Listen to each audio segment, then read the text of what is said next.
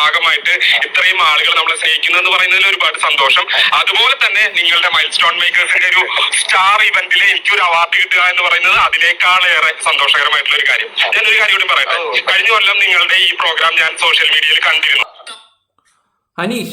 അനിമോൾ സംബന്ധമായിട്ടുള്ള കാര്യം സംസാരിക്കാൻ വേണ്ടി ഞാൻ വന്നിരിക്കുന്നത്. ഇവനെ പോലൊരു നാറി, ഞാൻ ആ ബിഗ് ബോസ് സമയം തൊട്ട് നിങ്ങളോട് പറയുമോ, ഇവനെ ഒരു പരനാറിയാണ്.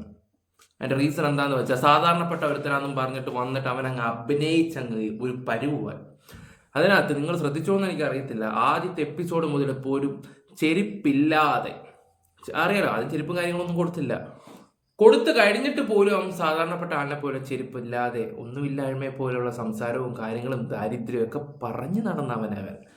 അവന് തന്നെ ഏക്കർ കണക്കിന് വസ്തുവുണ്ട്, ഏക്കർ കണക്കിന് ഈ പാടവും അതും ഇതും എല്ലാം ഉണ്ട് അവന്. എന്നിട്ട് അവൻ സാധാരണപ്പെട്ട ആളാണെന്ന് പറഞ്ഞിട്ട് ഇവൻ എന്തൊക്കെയായിരുന്നു കാട്ടിക്കൂട്ടിയത്. ഇവനെ സപ്പോർട്ട് ചെയ്യാൻ കുറെ നമ്മുടെ സാധാരണപ്പെട്ട ജനങ്ങൾ അവരെ മണ്ടനാക്കി എന്ന് വേണമെങ്കിൽ പറയാം. ഞാൻ അവൻ്റെ ഒരു വീഡിയോ കൂടെ വെച്ചുതരാം. എന്തായാലും എനിക്ക് ഭയങ്കര സന്തോഷമുണ്ട്. കാരണം ഒരുപാട് ആളുകൾ എന്നോട് സംശയങ്ങൾ ചോദിക്കുന്നു കൃഷിയുമായി ബന്ധപ്പെട്ട. ഈ പാടം മൊത്തം അവന്റെ, ആ ഏക്കർ കണക്കിന് സാധനം മൊത്തം അവന്റെയാ മൊത്തം.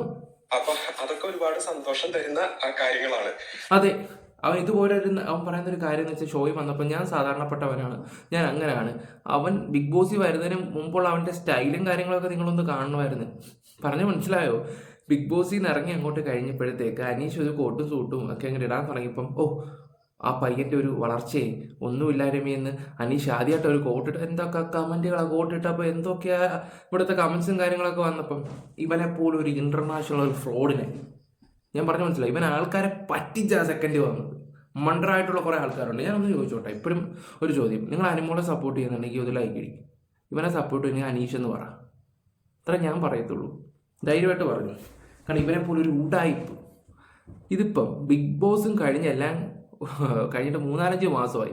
പിന്നെ പോയി അവളെ പോയി ചൊറിയേണ്ട വല്ല ആവശ്യമുണ്ട്? അങ്ങ് ചൊറിയും അങ്ങ്. ഏതും പോയാൽ അതുലിലേക്ക് കിട്ടിയ പിന്നെ പറയേണ്ട ആവശ്യമില്ല. പിന്നെ വലിച്ചേറി ഭിത്തിയിലാക്കും. എന്തായാലും അണ്ണന്റെ കുറച്ചും കൂടെ പ്രകടനം കാണിച്ചു തരാം. കാരണം ഞാനിത് ഒന്നും വിചാരിച്ചിട്ടല്ല ഇങ്ങനെ വീഡിയോസ് പോസ്റ്റ് ചെയ്യുന്നുണ്ടായിരുന്നു. പക്ഷെ അത് നിങ്ങളെല്ലാവരും കണ്ട് നല്ല രീതിയിൽ റെസ്പോണ്ട് ചെയ്യുന്നു എന്ന് പറയുന്നതിൽ എനിക്ക് സന്തോഷമുണ്ട്. അതുകൊണ്ട് തന്നെ ഇനിയും ഞാൻ വീഡിയോസ് പോസ്റ്റ് ചെയ്യാം. നിങ്ങൾക്ക് എന്തെങ്കിലും സംശയം ചോദിക്കാം, ഞാൻ മറുപടി പറയുന്നതായിരിക്കും. Hi guys. ഓക്കെ, സാധാരണപ്പെട്ട ഒരുത്തൻ്റെ അന്നത്തെ യൂട്യൂബ് ചാനലിന്റെ പ്രകടനങ്ങളും കാര്യങ്ങളൊക്കെ നിങ്ങൾ ഈ കാണുന്നത്. ഇവന് ഈ ഷോയിൽ വരാൻ വേണ്ടി എത്ര ലാലേട്ടാ, ഞാൻ 5 വർഷമായിട്ട് ലീവ് എടുത്തുകൊണ്ടിരിക്കുക, ഗവൺമെന്റ് ജോലി വിട്ടിട്ടെന്നൊക്കെ പറയുകയൊക്കെ ചെയ്യുന്നുണ്ട്. 2 വർഷമാണ്, പിന്നെ 3 വർഷം വേറെ കുറച്ച് കാര്യത്തിന് വേണ്ടിയാണ്. പിന്നെ ബി വന്നു കഴിഞ്ഞിട്ട് ഇവന്റെ ഓരോ കള്ളങ്ങളും ബിഗ് ബോസ് ഷോയിൽ വരുന്നതിന് 3 ദിവസം മുമ്പ് അവൻ അറിഞ്ഞത്. അത് ഉൾപ്പെടെ വരെ ലാലേട്ടൻ തൂക്കിയടിച്ച് ഒരുപാട് കള്ളങ്ങൾ പോക്കി അനീഷിന്റെ. പക്ഷെ അനീഷിന് സപ്പോർട്ട്, ഒട്ടുക്കത്തെ സപ്പോർട്ട് എന്ന് പറഞ്ഞാൽ ഒട്ടുക്കത്തെ സപ്പോർട്ട്. ഒരു യോഗ്യതയില്ലെന്ന് പറയാം. പിന്നെ ഷാനവാസിനുണ്ടായിരുന്നു, ഷാനവാസിന് പിന്നെ യോഗ്യത ഉണ്ടായിരുന്നു, പറഞ്ഞിട്ട് കാര്യമില്ല. ഇപ്പോഴും എന്നിട്ട് ഇവനെ കയറി താങ്ങി പിടിക്കാൻ കുറേ ആൾക്കാരുണ്ട്. ഇവന്റെ കുറെ തൊലിഞ്ഞ ആർമിക്കാർ കുറെ ആൾക്കാരുണ്ട്. ഇവന്റെ ഒരു ആർമി ഒരുത്തി ഉണ്ടായിരുന്നു, അതുലിൻ്റെ അടുത്ത് തോന്നിയ മാസം കൂട്ടുകാരിയായിരുന്നു. ഇവന്റെ എന്നോടുള്ള സ്നേഹം കാരണം അവനെതിരെ മോശമായിട്ടുള്ള രീതിയിൽ അവനെ വെറും എന്താ പറയണ്ടേ അവന്റെ ആക്സിഡന്റിനെ പോലും, അതായത് നിങ്ങൾ ചിന്തിക്കേണ്ട ഒരു കാര്യം, ചങ്ക് കൂട്ടുകാരിയാണ്. ചങ്കെന്ന് വെച്ചാൽ അവൻ ജീവൻ വരെ കൊടുക്കും അതിൽ.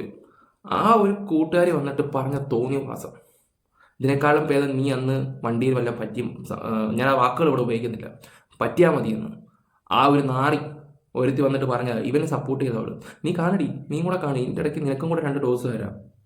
ഒരുത്തി ഉണ്ടായിരുന്നു. ഓക്കെ, എന്തായാലും ഇവൻ പോസ്റ്റ് ഇട്ടത് നമുക്കൊന്ന് വായിക്കാം.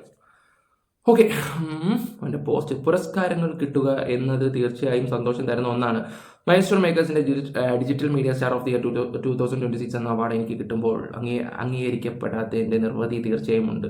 ഒരുപാട് സിനിമകളുടെ ഭാഗമായ അഭിനേത്രിയും പ്രിയങ്കരയും ടെലിവിഷൻ കോമഡി പ്രോഗ്രാമുകളിൽ പങ്കെടുത്തിരുന്ന അനുമോളാണ് ഈ പുരസ്കാരം നൽകിയത്. ഇതുപോലൊരടി നിന്റെ ജീവിതത്തിന് കിട്ടാനില്ല, അത്രേ ഉള്ളൂ. അതിലൊരുമാതിരി അവൻ്റെ പോസ്റ്റ് കാണുമ്പോൾ തന്നെ അറിയാം, ഒന്നും അല്ലെങ്കിൽ ബിയിലൊക്കെ ഒരുമിച്ച് നിന്നതല്ലേ.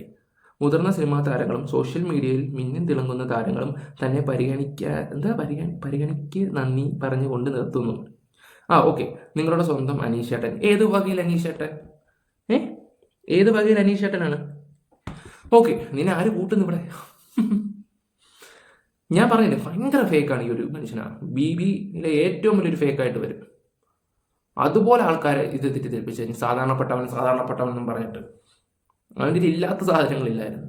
ഓക്കെ, അതിനേക്കാളും ഭേദം രേണുസുതിയായിരുന്നു, സാധാരണപ്പെട്ടവൾ. അങ്ങനെയൊക്കെ വെച്ച് നോക്കുകയാണെങ്കിൽ രേണുവൊക്കെ ഏറ്റവും ഇതാണ്. ഓക്കെ, ഇത് കഴിഞ്ഞ് അങ്ങോട്ട് ചെന്നപ്പോൾ പരസ്പരം അങ്ങോട്ടും ഇങ്ങോട്ടും പോസ്റ്റ് ഇട്ട് കളി.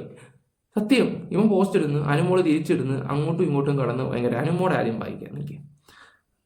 വിജയിച്ചവർ മുന്നോട്ട് പോകും, ജയിക്കാൻ പറ്റാത്തവർ പഴയ കഥകൾ പിടിച്ച് നിർത്തും. നിൽക്കും എന്ന് അനുമോള്. നിങ്ങളൊന്ന് ആലോചിച്ച് നോക്കി, വല്ല കാര്യം ഉണ്ടായിരുന്നു? ഏതും പറയാത്ത അവളെ കൊണ്ട് ഇത് കേൾപ്പിക്കേണ്ടത്? ഇവനിട്ട് പോസ്റ്റ് കൊണ്ടാണ്. ഞാനതും വെച്ച് തരാം. ഇവിടെ ഒരു നാണമില്ലടി. കുഞ്ഞുങ്ങളാണ്. അനീഷിന് എത്ര വയസ്സുണ്ട്?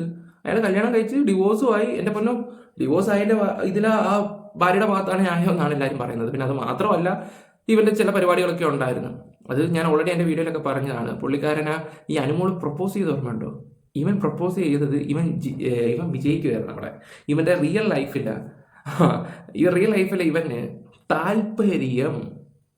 താല്പര്യം എൻ്റെ നിങ്ങൾ ഊഹിച്ചൊരു താല്പര്യം അല്ല, അത് മറയ്ക്കാൻ വേണ്ടിയാണ് അവൻ അനുമോളെടുത്ത് പോയി പ്രപ്പോസ് ചെയ്തത്. അപ്പോൾ ഇവൻ്റെ കുറച്ച് കാര്യങ്ങൾ പൊങ്ങി വരുന്നവന് നല്ല രീതിയാണ്. ഞാനത് പറയുന്നില്ല, ബുദ്ധിയുള്ളവർക്ക് അത് മനസ്സിലാക്കാൻ പറ്റും, സീരിയസ്ലി. എന്നിട്ട് അവൻ അത് പ്രപ്പോസ് ചെയ്യുമ്പോൾ എല്ലാവർക്കും അറിയില്ല അവൻ അതല്ല എന്നുള്ളൊരു ഇത്. ഞാൻ കൂടുതലൊന്നും പറയുന്നില്ല, ആ സമയത്തൊക്കെ പറഞ്ഞതാണ്. ഒരാളുടെ മൂല്യം കുറച്ച് എഴുതാം, പക്ഷെ ആളുകളുടെ സ്നേഹം കുറച്ച് എഴുതാൻ ആരെയും കഴിയില്ല. അനുമോടെ അടുത്ത പോസ്റ്റ്. ഓക്കെ, ഇനി അടുത്തൊന്ന് വായിച്ചു നോക്കട്ടെ. നമ്മൾ ചെറുതാക്കി കാണിക്കാൻ ചിലർ ശ്രമിക്കും, പക്ഷെ സത്യമായ കഴിവ് ഒരാളുടെ വാക്കുകളിലല്ല, അയാളുടെ മനസ്സിലാണ് തെളിയുന്നത്. സത്യം.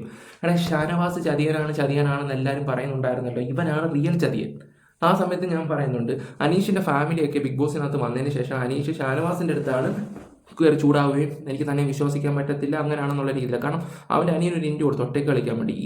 അനിയനും ക്രിക്കറ്റ് പ്ലെയർ, അവനും ഭയങ്കര സാധാരണപ്പെട്ടവരെ പോലെ നിന്നിട്ട് അവസാനം അവൻ പ്ലേറ്റ് തിരിക്കാൻ തുടങ്ങി. അവൻ്റെയൊക്കെ റിയൽ ക്യാരക്ടർ. അത് അനീഷ് ബിയിൽ നിന്ന് ഇറങ്ങി എയർപോർട്ടിൽ വന്നപ്പോൾ അനിയൻ്റെ ആ കൂവലും അതൊക്കെ കാണുമ്പോൾ തന്നെ മനസ്സിലാക്കാൻ പറ്റുമായിരുന്നു എങ്ങനെയൊക്കെയുള്ള രീതിയിലായിരുന്നെന്ന്. ഇനി നമുക്ക് അടുത്തൊന്ന് നോക്കാം. അടുത്ത പോസ്റ്റ്. ഇനി അടുത്ത അനീഷേട്ടൻ്റെ അതേണ്ട. എന്നെ ചെറുതാക്കി എഴുതാം, പക്ഷേ 16 ലക്ഷം വോട്ടുകൾ ചെറുതാക്കാൻ ആരെയും കഴിയില്ല.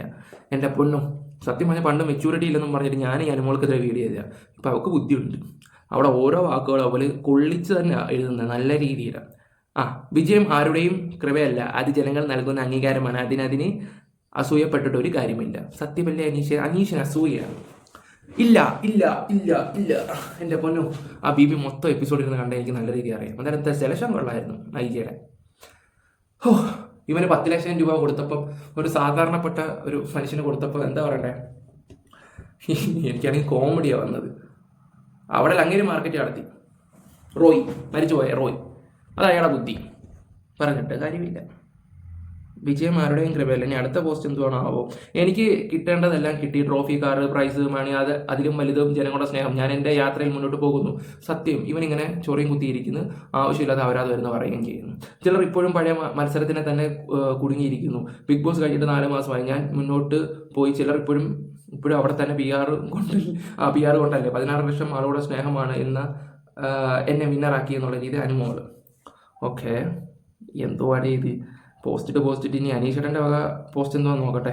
പോയി പണി നോക്കണേ എന്നൊക്കെ പറഞ്ഞ അടുത്ത പോസ്റ്റ്. ഓക്കെ, അടുത്ത പോസ്റ്റ്. ഇതൊക്കെയാണ്. എന്തൊക്കെ ഒരു മുട്ട എടുക്കട്ടെ. അയ്യോ, കൊള്ളാലോ.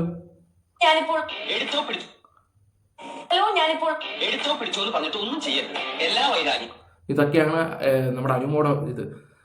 ഇനി ആർക്കോ നന്നായി പൊള്ളുന്നുണ്ടല്ലോ, അയ്യോ വിന്നർ മേക്കപ്പ് വിളിച്ചിറങ്ങിയല്ലോ എന്നുള്ള അനീഷിട്ട പോസ്റ്റ്. എല്ലാം അടിപൊളിയാകുന്നുണ്ട്.